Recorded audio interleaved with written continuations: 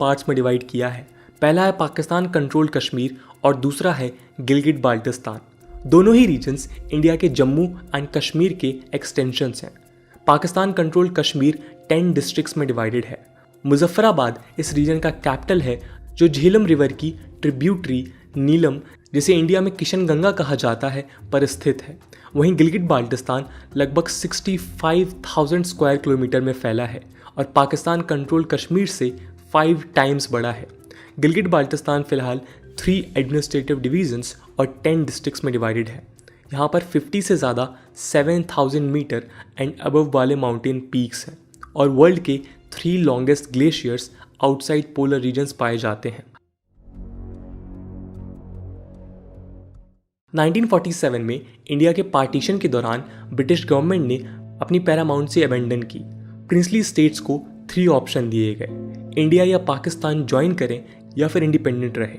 Jammu and Kashmir के ruler और वहाँ की पॉपुलेशन के बीच और जम्मू एंड कश्मीर का एक्सेशन कहाँ होना चाहिए, इस पर काफ़ी कॉन्फ्लिक्ट्स थे और कौन कहाँ जाना चाहता है, इसको लेकर भी काफ़ी विवाद थे। कुछ हिस्टोरियंस के अनुसार महाराजा हरि सिंह ने पीजेंट्स पर प्यूनिटिव टैक्सेस इम्पोज करना शुरू किया था। इस टैक्स के खिलाफ लोकल रिवॉल्ट हुआ, पर एडमिनिस्ट्रेशन ने उसे ब्रूटली सप्रेस किया। एडमिनिस्ट्रेशन के हाई हैंडेडनेस के कारण पूंछ में, जो वेस्ट पंजाब के रावलपिंडी डिवीजन को बॉर्डर करता है, वहां अपराइजिंग शुरू हो गई। उन्होंने ऑलमोस्ट पूरा डिस्ट्रिक्ट कंट्रोल कर लिया और अक्टूबर 3, 1947 को रावलपिंडी में प्रोविजनल गवर्नमेंट स्टैब्लिश किया। अक्टूबर 21 को एक अहम घटना घटी। नॉर्थ वेस्ट फ्रंटियर प्रोविंस के पाश्तून ट्राइब्स पाकिस्तान के सपोर्ट से जम्मू एंड कश्मीर को एनेक्स करने के लिए घुसे। उन्होंने मुजफ्फराबाद और बारामूला को कैप्चर किया, जो श्रीनगर से सिर्फ 32 किलोमीटर पर था। अक्टूबर 24 को महाराजा ने उस वक्त के होम मिनिस्टर सरदार वल्लभ भाई पटेल से मिलिट्री असिस्टेंस मांगी। पटेल ने रिस्पॉन्ड करते हुए कहा कि इंडिया उनकी मदद नहीं कर सकता जब तक वो इंडिया में एक्सीड नहीं करते। अक्टूबर 26 को महाराजा हरि सिंह ने इंस्ट्रूमेंट ऑफ एक्सेशन साइन कर दिया और जम्मू एंड कश्मीर को ऑफिशियली इंडिया में एक्सीड कर दिया। इंडिया को डिफेंस, एक्सटर्नल अफेयर्स और कम्युनिकेशन हैंडओवर किया गया। इंडिया ने इमीडिएटली ट्रूप्स श्रीनगर भेजी और इंडिया पाकिस्तान में जंग छिड़ गई और इंडियन फोर्सेस ने पाकिस्तानी सपोर्टेड फोर्सेस को बैकफुट पर ला दिया। 1 जनवरी 1948 को Indian prime minister Jawaharlal Nehru ने जम्मू एंड कश्मीर इशू को यूनाइटेड स्टेट्स में रेस किया। अप्रैल 1948 में यूनाइटेड नेशंस ने रेजोल्यूशन 47 पास किया। इस रेजोल्यूशन द्वारा पाकिस्तानी ट्रूप्स को जम्मू एंड कश्मीर से विड्रॉ करने के लिए कहा गया। सब्सिक्वेंटली इंडिया को मिनिमम ट्रूप्स का आदेश दिया गया और विड्रॉ के बाद प्लेबिसाइट होल्ड करने के लिए कहा गया। आपको बता दें कि प्लेबिसाइट उस प्रक्रिया को कहा जाता है जहां वोट्स के जरिए लोगों का किसी इंपॉर्टेंट चीज़ पर ओपिनियन लिया जाता है, लेकिन पाकिस्तान के नॉन विड्रॉल के कारण प्लेबिसाइट कभी हुआ ही नहीं। फाइनली 1949 में कराची एग्रीमेंट द्वारा सीज फायर लाइन स्टैब्लिश हुआ और दोनों साइड्स ने अपना एग्जिस्टिंग पोजीशन मेंटेन किया, जो रफली modern day line of control से मैच करता है। कुछ सालों बाद 1963 में सिनो पाकिस्तान एग्रीमेंट के तहत पाकिस्तान ने 5,000 स्क्वायर किलोमीटर के ट्रांस काराकोरम ट्रैक्ट या शाशगम ट्रैक्ट को चाइना को गिफ्ट किया। गिलगिट बाल्टिस्तान के नॉर्थ वेस्ट में लोकेटेड शाक्सगम अब चाइना के शिनजियांग उइगुर ऑटोनॉमस रीजन का पार्ट बन गया है। इसके बाद 1972 में शिमला एग्रीमेंट द्वारा सीज फायर लाइन को officially line of control designate किया गया और दोनों कंट्रीज़ ने कश्मीर डिस्प्यूट बायलैटरली सॉल्व करने का डिसीजन लिया। फरवरी 22, 1994 को इंडियन पार्लियामेंट ने एक रेजोल्यूशन पास किया।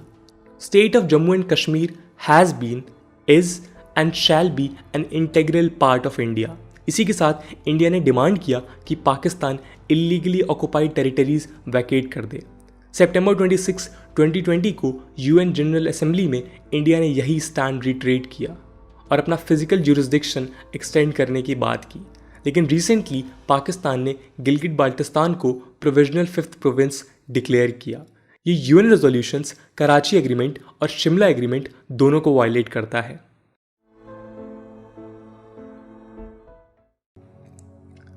पीओके इंडिया के लिए काफ़ी इंपॉर्टेंट है और इसके कई रीजंस हैं। स्ट्रैटेजिकली पीओके कई कंट्रीज से बॉर्डर शेयर करता है, जैसे वेस्ट में पाकिस्तान, नॉर्थ वेस्ट में वखान कॉरिडोर अफगानिस्तान और नॉर्थ में शिनजियांग चाइना, और साथ ही साथ ईस्ट में इंडिया के साथ जम्मू एंड कश्मीर में। Geographically PoK fresh water resources और नेचुरल रिसोर्सेज से अबेंडेंट है।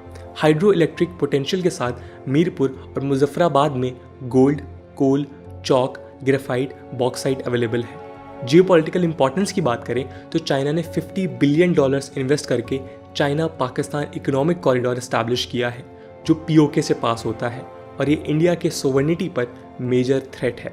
इसी के साथ गिलगिट वाया अफगानिस्तान इंडिया के लिए गेटवे टू सेंट्रल एशिया और इंटरनेशनल नॉर्थ साउथ कॉरिडोर का इंपॉर्टेंट लिंक बन सकता है। इंडिया के कंसंट्रेटेड एफर्ट्स के बावजूद हम पीओके को कैप्चर नहीं कर पाए हैं। इसके कई रीजंस हैं। पीओके के माउंटेनियस टेरेन के कारण उसे एक्सेस करना डिफिकल्ट है। वहीं पाकिस्तानी टेरिटरीज लेस एलिवेशन पर होने के कारण इसे ईजिली एक्सेस कर सकते हैं। इंडिया की प्राचीन काल से नो फर्स्ट अटैक पॉलिसी रही है और हर एक सरकार उस पर कायम रही है। बट हाँ, अगर पाकिस्तान कोई वॉर फ्रंट खोलता है तो फिर एक अच्छा मौका बन सकता है इंडिया के लिए पीओके वापस लेने का। पीओके में कई जिहादिस्ट और extremist factions anti India sentiments और प्रो पाकिस्तान सेंटीमेंट्स रखते हैं। इसके अलावा यहाँ की एथनिकली नॉन कश्मीरी पॉपुलेशन अपने आप को कश्मीर से रिलेट नहीं कर पाती। इस कारण इंडिया के लिए इतने सालों बाद इनका सपोर्ट स्टैब्लिश करना भी टफ हो सकता है। अगला रीज़न है चाइना का one belt and one road initiative और CPEC इनिशिएटिव। अगर इंडिया पीओके में इंट्रूड करता है तो हमें चाइनीज़ एग्रेशन का सामना भी करना पड़ सकता है। फाइनली पाकिस्तान, इंडिया और चाइना तीनों न्यूक्लियर पावर्ड कंट्रीज़ हैं। Nuclear threat initiative NTI security index report के अनुसार पाकिस्तान के पास लगभग 280 kgs का weapon grade plutonium stock pile है। न्यूक्लियर रिटेलिएशन और पॉसिबल वॉर दुनिया भर के लिए एक हेडेक हो सकता है और इस पूरे रीजन के पीस को हिंडर कर सकता है। इसलिए भी पीओके को मिलिटरीली कैप्चर करना एक मेजर चैलेंज रहा है। न्यूक्लियर वेपन्स के इमरजेंस ने दुनिया भर के देशों को किसी भी तरह के वॉर में एंगेज होने से सेटर किया है। फॉर एग्जाम्पल, चाइना ताइवान को अपनी टेरिटरी मानता है, लेकिन यूएसए के ताइवान को सपोर्ट की वजह से उसने आज तक इसे मिलिटरीली कैप्चर करने के प्लान को बैक बर्नर में रखा है। इंडिया को अपना स्टैंड मजबूत करने के लिए कई इंपॉर्टेंट स्टेप्स लेने होंगे। पहला ऑप्शन है कि इंडिया एक PoK administration in exile setup कर सकती है, जिसमें पीओके रेफ्यूजीज पार्टिसिपेट करेंगे। इस स्टेप से पीओके रेफ्यूजीज को एक प्लेटफॉर्म मिलेगा अपना ग्रीवियंस वॉइस करने के लिए, और वो एडमिनिस्ट्रेशन का पार्ट भी बन सकते हैं। पीओके की पॉपुलेशन ने कई बार पाकिस्तान के रिप्रेशन के बारे में आवाज़ उठाई है।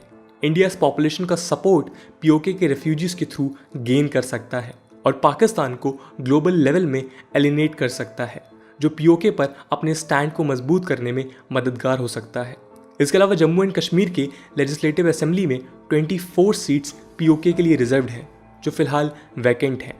Jammu and Kashmir reorganisation act 2019 के तहत जब तक पाकिस्तान इसको वैकेट नहीं करता और पीओके में इलेक्टेड रिप्रेजेंटेटिव्स अपॉइंट नहीं होते, तब तक ये सीट्स वैकेंट रहेंगी। इस एक्ट को अमेंड करके सीट्स भरी जा सकती हैं और पीओके का डेमोक्रेटिक पार्टिसिपेशन हो सकता है। वहीं गिलगिट बाल्टिस्तान के लोग भी काफ़ी निगलेक्टेड फील करते हैं। उन्हें अब तक पाकिस्तान में फुली इंटीग्रेट नहीं किया गया है और वो काफ़ी डिस्क्रिमिनेशंस भी फेस करते हैं। इसी के साथ बढ़ते चाइनीज़ प्रेजेंस के कारण लोकल फियर करते हैं कि उनकी टेरिटरी चाइना को सौंप दी जाएगी। इस कारण इंडिया एडवांटेजियस पोजीशन में होगी अगर गिलगिट बाल्टिस्तान रिप्रेजेंटेटिव और प्रो इंडिया एक्टिविस्ट को इंडिया में रहने का इन्विटेशन दिया जाए। मोस्ट इंपॉर्टेंटली, इंडिया को चाइना के साथ ओपन डायलॉग इनिशिएट करना चाहिए। इस स्टेप के द्वारा हम गिलगिट में CPEC इन्वेस्टमेंट्स को एड्रेस कर सकते हैं। हालांकि ये कितना प्रॉफिटेबल होगा वो काफ़ी डिबेटेबल है, क्योंकि पाकिस्तान ने हमेशा से एंटी इंडिया इंसर्जेंट्स को सपोर्ट किया है। इसके अलावा अफगानिस्तान तालिबानी इंसर्जेंसी के कारण पॉलिटिकली अनस्टेबल है। यूएसए के विड्रॉल के बाद अगर अफगानिस्तान में एक प्रो इंडिया गवर्नमेंट पावर में आती है तो इंडिया को काफ़ी बेनिफिट्स हो सकते हैं।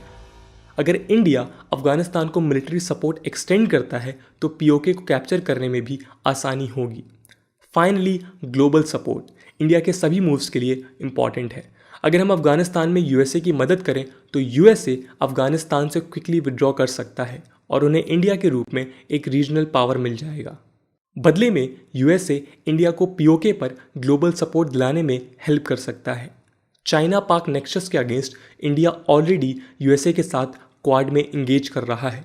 क्वाड के साथ इंप्रूविंग रिलेशंस को भी इंडिया ग्लोबल लेवल पर लेवरेज कर सकता है। 78,000 स्क्वायर किलोमीटर के इस पार्ट को इंडिया अगर मेयरली एक्वायर करता है तो ये गारंटी नहीं है कि लास्टिंग पीस इंश्योर होगा। इंडिया ऑलमोस्ट 35% बजट डिफेंस पर स्पेंड करता है, जिसका majority share Jammu and Kashmir में जाता है। ये डिफेंस बजट कश्मीर इंसर्जेंट्स और पाक सपोर्टेड टेररिस्ट को काउंटर करने के लिए होता है। अगर हम पीओके को मिलिटरीली एक्वायर करेंगे तो इसका इकोनॉमिक कॉस्ट बढ़ सकता है, क्योंकि इंसर्जेंसी एक मेजर प्रॉब्लम है जिसको एड्रेस करना ज़रूरी है। इस मिलिट्री एक्विजिशन से नेशनल रिसोर्सेज डाइवर्ट हो सकते हैं, जिसका direct impact rest of India के डेवलपमेंटल एक्टिविटीज़ पर पड़ेगा। फाइनली आर्टिकल 370 के रिवोकेशन के बाद ये बेटर होगा कि इंडिया पहले जम्मू एंड कश्मीर को स्टेबलाइज और डेवलप करे। यहाँ का डेवलपमेंट और पीपल सपोर्ट इंडिया को पीओके को वापस कंट्रोल करने में काफ़ी मददगार साबित होगा और फ्यूचर पीस इंश्योर करने में भी हेल्पफुल हो सकता है। इन टोटलिटी सभी रीजनल पार्टीज और स्टेक होल्डर्स को एक्टिवली डिसीजन मेकिंग में इन्वॉल्व करके भी हम पीओके पर एक यूनाइटेड नेशनल स्टैंड ले सकते हैं। दोस्तों, आपका क्या ओपिनियन है? इन बताए गए मेथड्स के अलावा और ऐसे कौन से स्टेप्स हैं जो हमें मदद कर सकते हैं पीओके